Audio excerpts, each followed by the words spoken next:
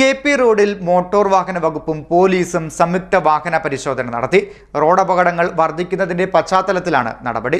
K P. റോഡിൽ motor വാഹന വകുപ്പും പോലീസും ചേർന്നുള്ള സംയുക്ത പരിശോധനകൾ ആരംഭിച്ചു.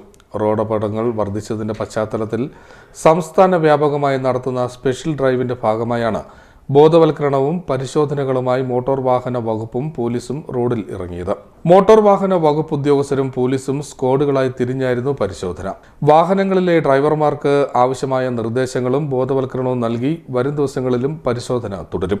ഇടതുവശം ചേർന്ന് വാഹനം ഓടിക്കാതിരിക്കുക, ഡ്രൈവിംഗിനിടെ മൊബൈൽ ഫോൺ ഉപയോഗം തുടങ്ങിയ കുറ്റകൃത്യങ്ങൾ ശ്രദ്ധയിൽപ്പെട്ടാൽ താക്കീത് നൽകും. പ്രായപൂർത്തിയാകാത്തവരും ലൈസൻസ് ഇല്ലാത്തവരും വാഹനങ്ങൾ ഓടിക്കുന്നത് കണ്ടെത്തിയാൽ വാഹനം പിടിച്ചെടുക്കുകയും RC ഉടമയെയും പ്രായപൂർത്തിയാകാത്തവരുടെ മാതാപിതാക്കളെയും വിളിച്ചുവരുത്തി ബോധവൽക്കരണം ഉൾപ്പെടെയുള്ള നടപടികൾ പൂർത്തിയാക്കുകയും ചെയ്യും. മദ്യപിച്ച് വാഹനം ഓടിച്ചവർ ശ്രദ്ധയിൽപ്പെട്ടാൽ പിഴ ചുമത്തും. മാവേലിക്കര RTO MG മനോജിന്റെ നേതൃത്വത്തിൽ മോട്ടോർ വാഹന വകുപ്പ് ഉദ്യോഗസ്ഥരും നൂറനാട് പോലീസും സംയുക്തമായിട്ടായിരുന്നു പരിശോധന നടത്തിയത്. പരിശോധനയിൽ നിരവധി നിയമലംഘനങ്ങൾ കണ്ടെത്തിയതായി ജോയിന്റ് RTO അറിയിച്ചു. കഴിഞ്ഞ ദിവസം കെ.പി. റോഡിൽ കായംകുളം മേഖലയിലും മോട്ടോർ വാഹന വകുപ്പും പോലീസും ചേർന്ന് പരിശോധന നടത്തിയിരുന്നു. CDNet news, Charimood.